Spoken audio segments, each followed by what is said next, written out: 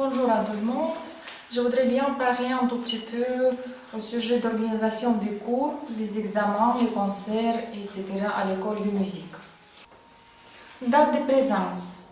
Dans tous les locaux, vous pouvez trouver les feuilles avec les listes des élèves, de vos élèves. Et avec les dates de présence, maintenant, c'est pour mois de septembre. Donc, toutes les dates sont publiées automatiquement, normalement une fois par semaine.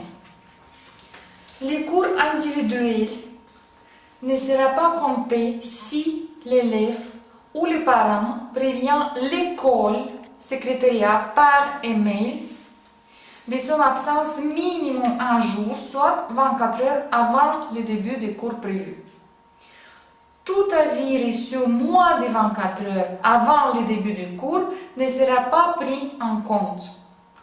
Le cours pourra être considéré comme compté par professeur et aucune compensation ne pourra être demandée par les parents.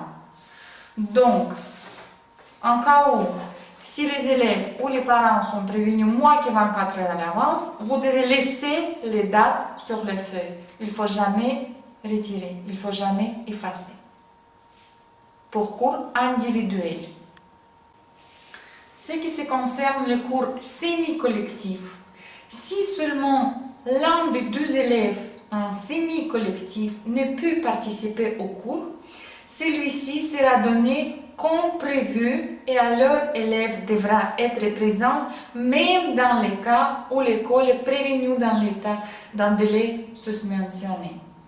Donc, comme exemple, si vous avez 12 élèves qui viennent en cours de semi-collectif, 60 minutes, ici, un de ces élèves nous envoie un petit email en disant qu'il ne vient pas au cours, mais le deuxième élève viendra. Donc, vous devez donner cours 60 minutes au deuxième élève pour cours semi-collectif.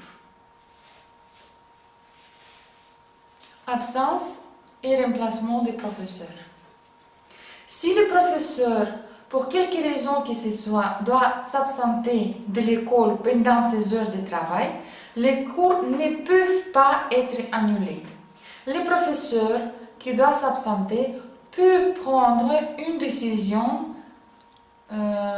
exposée ci-dessus.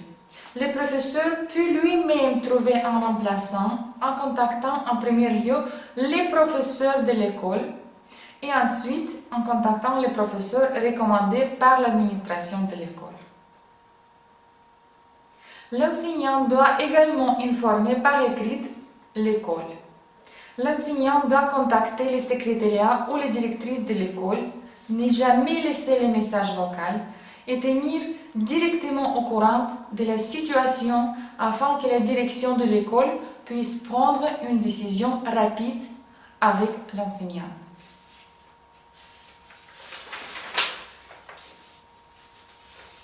Le professeur qui remplace doit envoyer une confirmation à l'école qu'il va remplacer précisément quel jour, de quelle heure à quelle heure. En outre, le professeur concerné doit présenter les dates auxquelles ses élèves ont eu le cours, y compris les dates où il était remplacé.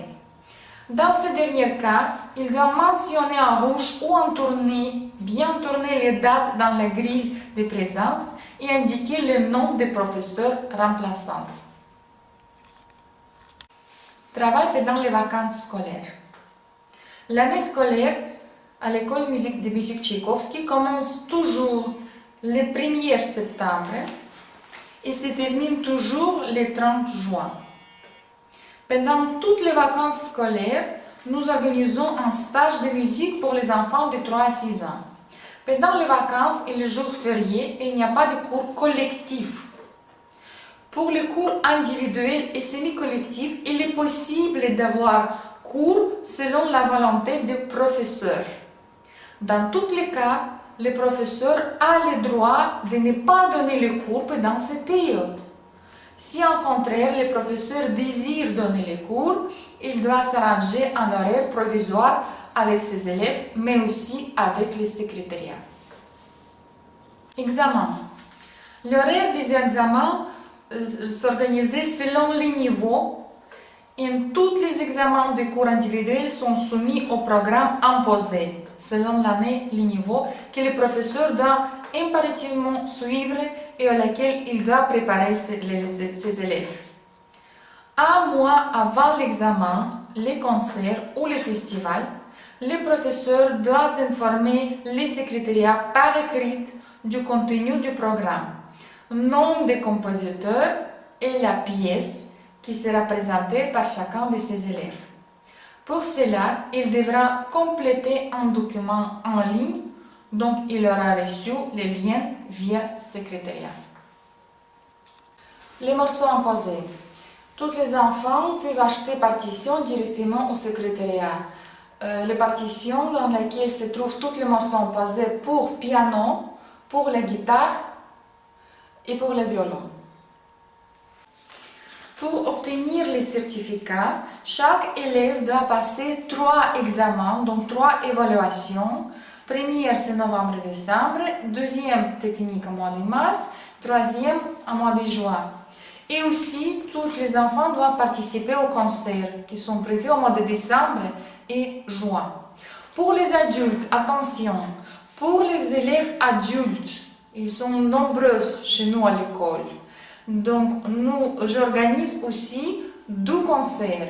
Premier concert, il aura lieu ici à l'école le 12 décembre 2015 à 18h30 samedi. Et le deuxième concert pour les adultes le 11 juin 2016 samedi à 18h30 à l'école. Donc, je vous demande de bien préparer tous vos adultes et bien leur informer qu'ils sont toujours bienvenus. Je vais faire la liste des participants. Donc, ça, c'est très bien si vous allez préparer déjà vos élèves adultes pour participation au concert pour les adultes. Donc, ce qui se concerne, encore une fois, les examens des enfants. Donc, il faut bien vérifier que le niveau correspond, que le niveau est correct. Donc, c'est à vous, les professeurs, de choisir les niveaux. Il y a toujours morceaux imposés que vous pouvez trouver dans toutes les classes, que vous pouvez trouver dans notre site. Donc, par rapport aux morceaux imposés, il faut choisir les niveaux pour vos élèves. C'est à vous, les professeurs, de faire ça. Et vous devez travailler à partir des premiers jours sur les solfèges. Et quand les enfants viennent aux examens, ils doivent absolument amener au jour d'examen, journal de classe.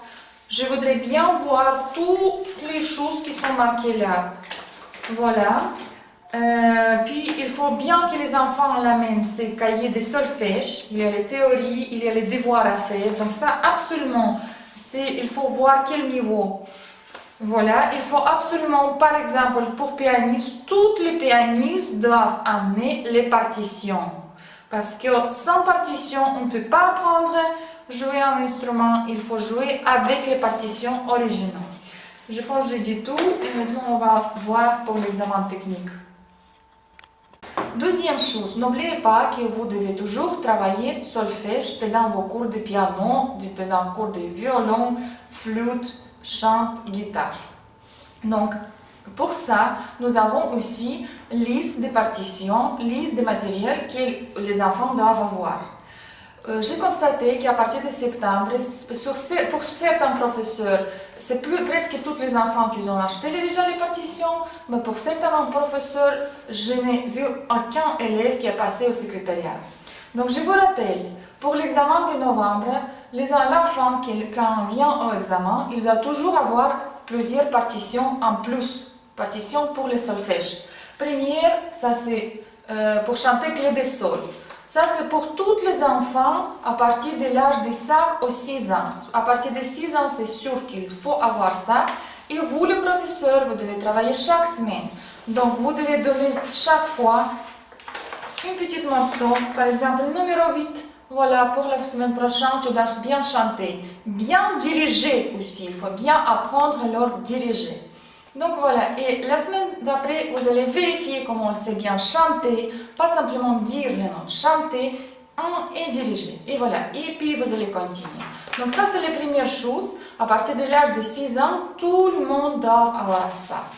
Maintenant, ça c'est la même cahier, mais sauf que ça c'est pour clé de fa.